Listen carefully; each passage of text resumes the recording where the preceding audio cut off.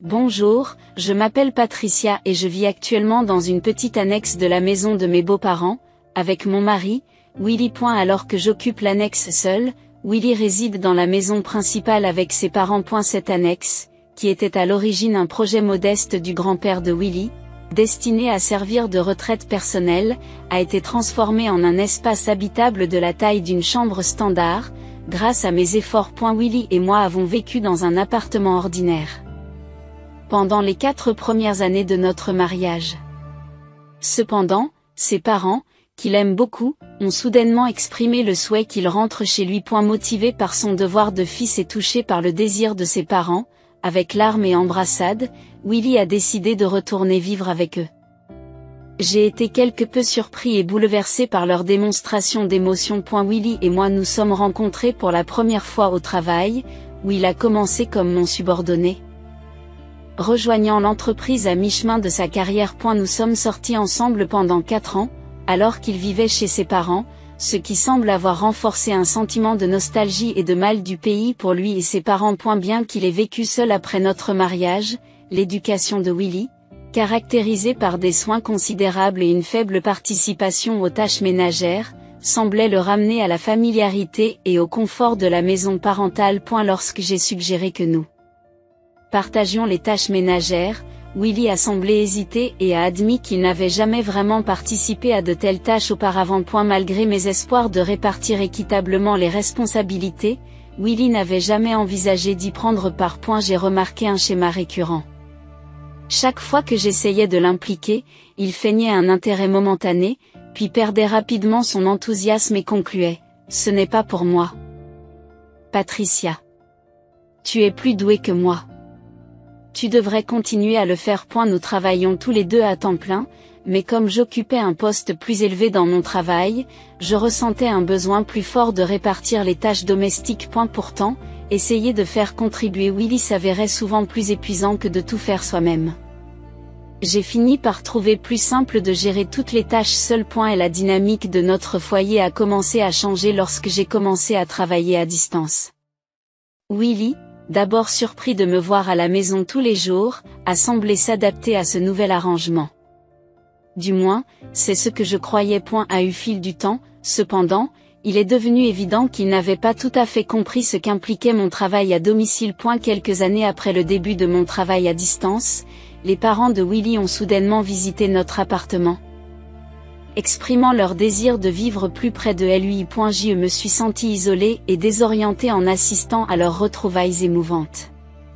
Finalement, respectant le désir de Willy de se rapprocher de ses parents, nous avons décidé d'emménager dans leur maison. Tout au long de notre relation, Willy a toujours choisi des endroits proches de ses parents, que ce soit pour louer un appartement ou pour choisir un emploi. Pour moi, depuis que je travaillais à distance, le lieu n'avait plus d'importance. Mais les décisions de Willy signifiaient souvent que nous devions nous déraciner et même quitter notre emploi. Lorsque Willy a emménagé dans la maison de ses parents, sa mère lui a chaleureusement exprimé sa gratitude en disant « Merci d'avoir pris soin de Willy pendant tout ce temps. À partir de maintenant, je m'occuperai bien de lui. Patricia s'occupe de tout le reste. » Au départ, j'ai pensé que cela signifiait que j'étais déchargée des tâches quotidiennes liées à Willy. Mais j'ai vite compris que ses véritables intentions étaient tout autres. Ma belle-mère a pris sur elle de répondre aux besoins spécifiques de Willy. Elle lui préparait des repas spéciaux, ne lavait et ne repassait que ses vêtements, gardait ses chaussures et ses affaires en parfait état et achetait divers articles personnels exclusivement pour lui. Pendant ce temps, toutes les autres tâches ménagères, y compris la cuisine et la lessive pour les parents de Willy et moi-même, m'incombaient désormais. Malgré mes engagements professionnels à temps plein, je me suis retrouvée chargée non seulement de gérer nos tâches quotidiennes, mais aussi de maintenir la propreté de la grande maison familiale.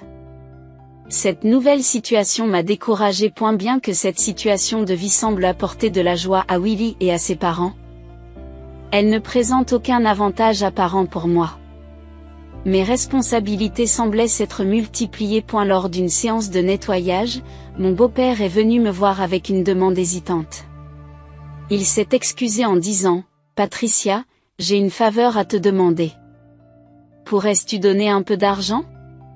Confuse, Je lui ai demandé de s'expliquer davantage. Et elle m'a fait part de sa difficulté à demander à Willy de contribuer financièrement, ajoutant: Willy a travaillé dur et il est difficile de lui demander une contribution financière. Cette révélation a ajouté à la complexité de notre dynamique de vie, en soulignant la répartition inégale des tâches et des responsabilités financières. Willy et moi avions déjà convenu de partager les dépenses telles que le loyer de notre appartement et d'autres frais de subsistance. Cependant, lors de nos courses, Willy me persuadait souvent de payer divers articles, notamment des ingrédients non essentiels, de l'alcool, des vêtements et des accessoires. Lorsque j'exprimais ma réticence, il réagissait de manière puérile, m'accusant d'être avare. Malgré ces désaccords financiers, je trouvais un certain réconfort dans le fait que, mis à part ses problèmes, Willy n'interférait pas beaucoup avec ma vie quotidienne. Ce semblant de paix a changé radicalement lorsque nous avons commencé à vivre ensemble chez ses parents.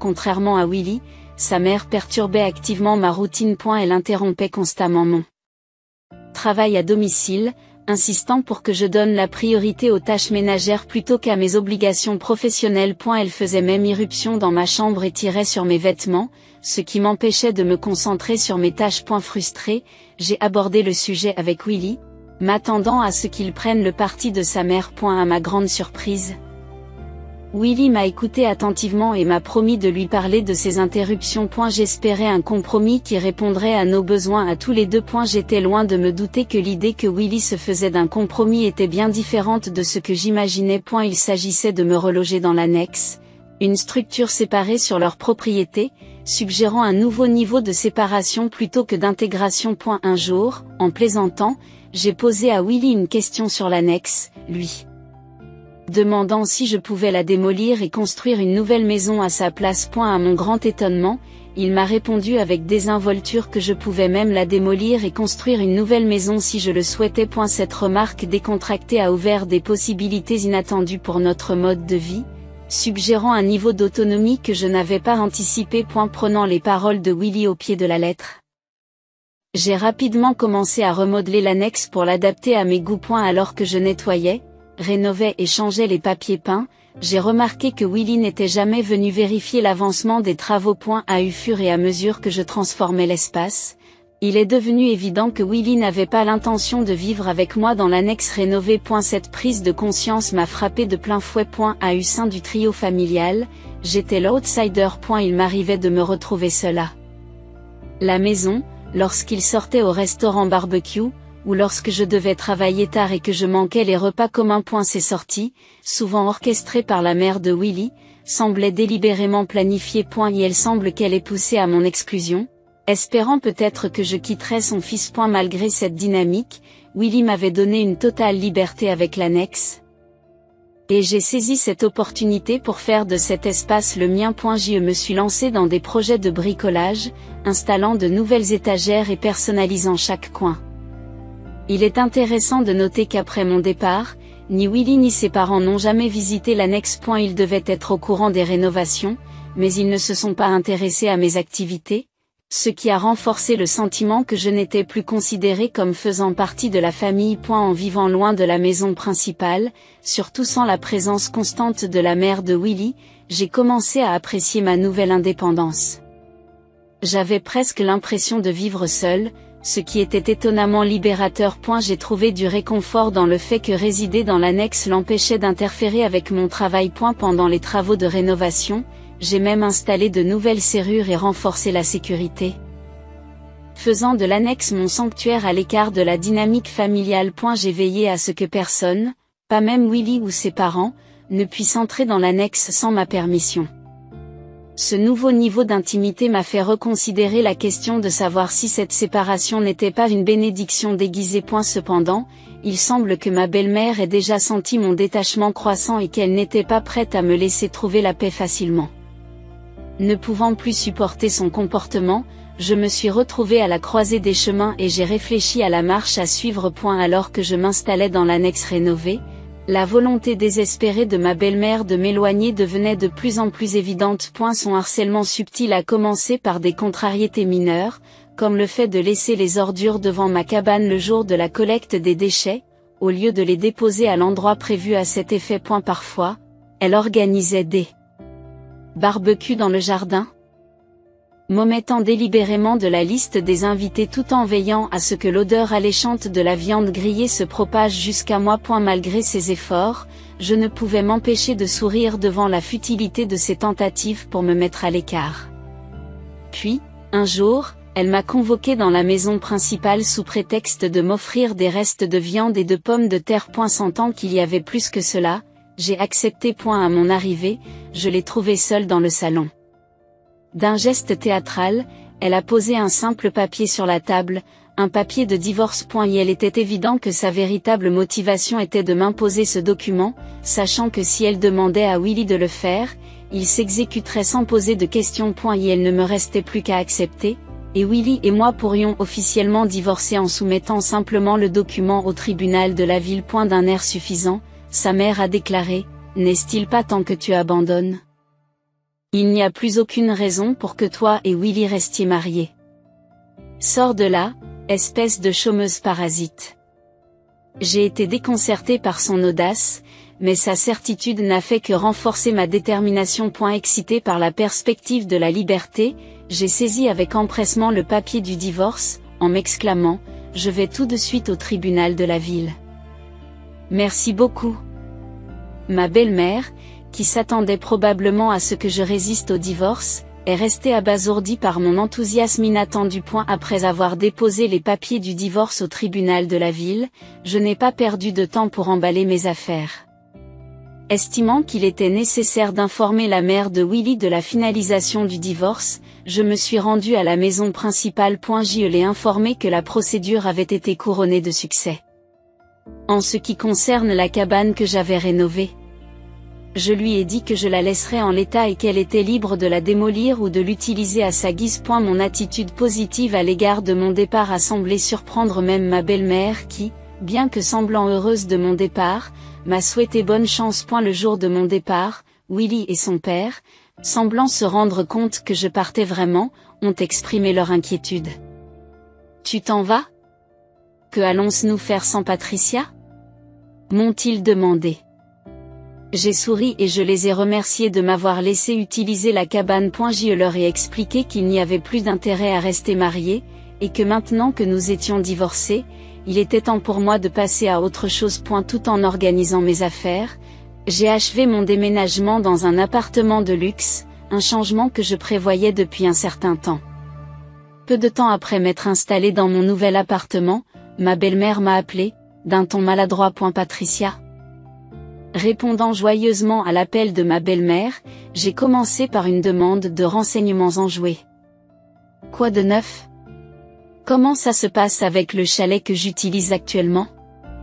Elle a ensuite abordé un sujet plus sérieux, à savoir les finances. Plus précisément, elle m'a dit que Willy l'avait informé que je donnais $5 000 par mois à son père. Confirmant ses dires, j'ai expliqué que, contrairement à ses accusations antérieures selon lesquelles je n'étais qu'un piquet assiette au chômage, j'avais bel et bien un emploi rémunéré. Sa surprise était évidente au téléphone. Elle avait eu l'impression que j'avais complètement quitté mon emploi. J'ai rapidement mis les choses au clair, en précisant que je n'avais pas simplement quitté mon emploi précédent, mais que j'étais devenu président d'une nouvelle entreprise. Cette entreprise, ai-je précisé, était pionnière en matière de travail à distance et se positionnait à l'avant-garde des environnements de travail modernes. Sa réaction a été un mélange d'incrédulité et de confusion, ce qui m'a poussé à soupirer.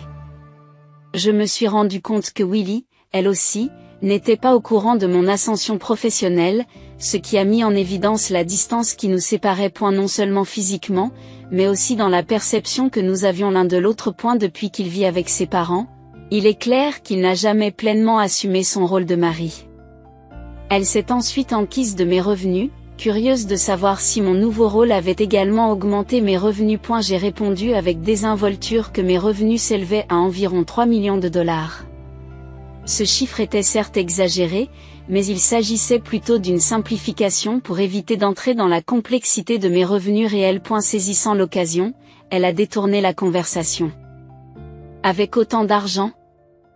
Pourriez-vous nous en prêter ? Votre beau-père a été licencié et il l'a caché. Nous nous sommes débrouillés avec les $5 000 que vous nous avez donnés, et ni Willy ni moi n'étions au courant de sa perte d'emploi. Cette révélation a mis en lumière une conversation que j'avais eue avec mon beau-père, au cours de laquelle il m'avait dit à quel point il se sentait malheureux de demander de l'argent à son fils. Je comprends à présent que ces propos n'étaient qu'une façade, probablement une manœuvre stratégique visant à obtenir un soutien financier de ma part, en partant du principe que ma position professionnelle supérieure impliquait une richesse substantielle. Cette manœuvre, bien qu'astucieuse, a permis de dresser un tableau plus clair de la dynamique financière au sein de la famille de Willy et de ses attentes à mon égard. Dans notre ancienne entreprise, ils ont subtilement manœuvré pour me soutirer $5 000 par mois sous prétexte de partager les frais de subsistance. Rétrospectivement, cela ne me dérangeait pas trop à l'époque, car cela me permettait de vivre paisiblement dans une cabane tranquille. Mais aujourd'hui, divorcé de Willy, je ne vois plus aucun lien qui m'unit à sa famille.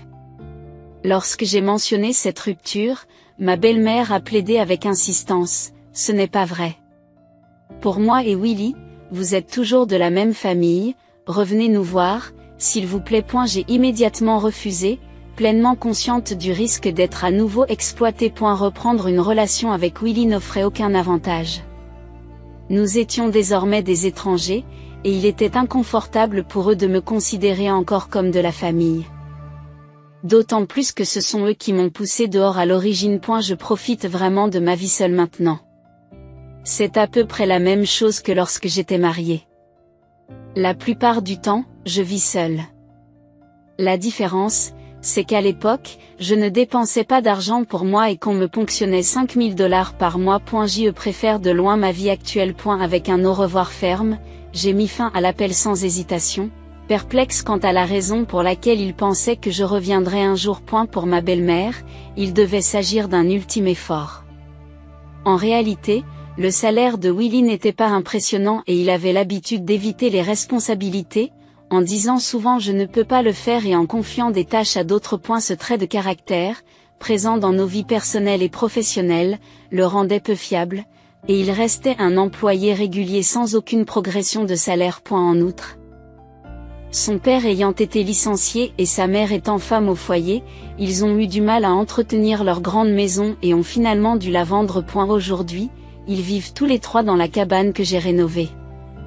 Si elle convient parfaitement à une personne, elle doit être très exiguë et inconfortable pour 3 personnes. Depuis, je n'y ai plus pensé et je continue à vivre ma vie tranquillement, en savourant la solitude et la liberté que m'apporte ma nouvelle indépendance.